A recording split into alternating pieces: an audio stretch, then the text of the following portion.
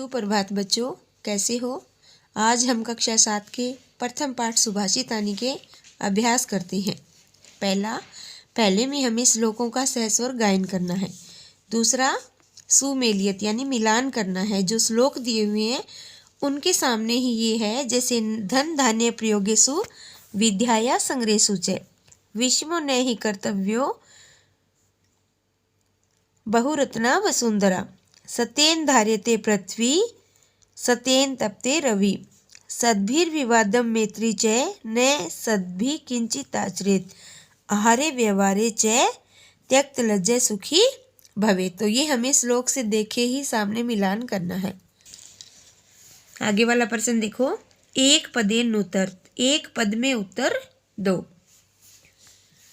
पहला है पृथ्वीव्याम कति रत्नानि, कति यानी कितने, पृथ्वी पर कितने रत्न है। तो उत्तर आएगा, एक पद में देना है, कति की जगह उत्तर लिखना है हमें।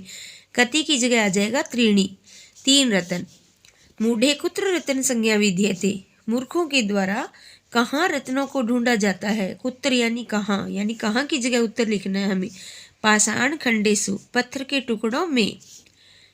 आगे वाला पृथ्वी केन धार्यते, पृथ्वी किससे धारण होती है या पृथ्वी ने क्या धारण कर रखा है। केन की जगह आएगा सत्येन, सत्य से।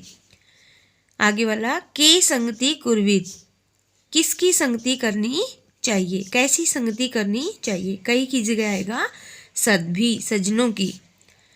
5वां लोके वशीकृति का, संसार को किससे वश में किया जा सकता है। तो का की जगह उत्तर होगा क्षमा, क्षमा से। चौथा क्वेश्चन देखो, रेखांकितानि पदानि अधिकृत्य प्रश्न निर्माणम कुरुत, यानी जो रेखांकित शब्द है लाइनों में उनकी जगह हमें प्रश्न बनाना है। पहला देखो, सतेन वाति वायु, तो सतेन की जगह क्या आएगा, प्रश्न बनाना है, यानी सत्य से वायु बहती है। किससे वायु बहती है, तो किससे आ जाएगा केन। दूसरा है सद्भि एवं सहासित, सज्जनों के साथ ही बैठना चाहिए। तो सद्भि पर्सन बनाएंगे तो किनके साथ बैठना चाहिए, और किनके का होता है के। तीसरा वसुंधरा बहुरत्ना भवती, वसुंधरा पृथ्वी बहुत रत्नों वाली है या बहुत रत्नों वाली होती है। तो वसुंधरा की जगह आएगा का, क्योंकि वसुंधरा स्त्रीलिंग है और का स्त्रीलिंग है। चौथा विद्यायाः संग्रहेषु तक्त लज्जा सुखी भवेत्, कि विद्या के संग्रह करने में, विद्या को का संग्रह करने में लज्जा को छोड़ देने वाला सुखी होता है। तो विद्या की जगह यानी किसका संग्रह करने में, तो इसकी जगह आ जाएगा कश्या। 5वां सद्भि मैत्रीम कुर्वीत, सज्जनों के साथ मित्रता करनी चाहिए। तो सज्जनों के साथ क्या करना चाहिए, क्या का होता है किम। 5वां प्रश्न देखो, प्रश्ना नाम उत्तराणी लिखत, कि निम्न प्रश्नों के उत्तर लिखो। पहला है कुत्र विस्मय न कर्तव्य, कहाँ विस्मय नहीं करना चाहिए। तो वो श्लोक था ना, दाने तपसी शौर्य विज्ञाने विनय नहीं, वो आएगा, उसका उत्तर आएगा इसके अंदर। पहला हो गया कि कहाँ आश्चर्यचकित नहीं होना चाहिए या हमें कहाँ विस्मय नहीं करना चाहिए। दाने तपसी शौर्य विज्ञाने विनय नहीं, यानी दान में, तपस्या में, पराक्रम में, इन चीज़ों में हमें विस्मय नहीं करना चाहिए। दूसरा पृथ्वी त्रीणि रत्नानि कानि, पृथ्वी के 3 रत्न कौन कौन से है। पृथ्वी त्रीणि रत्नानि जलम अन्नम सुभाषितानि या सुभाषितम।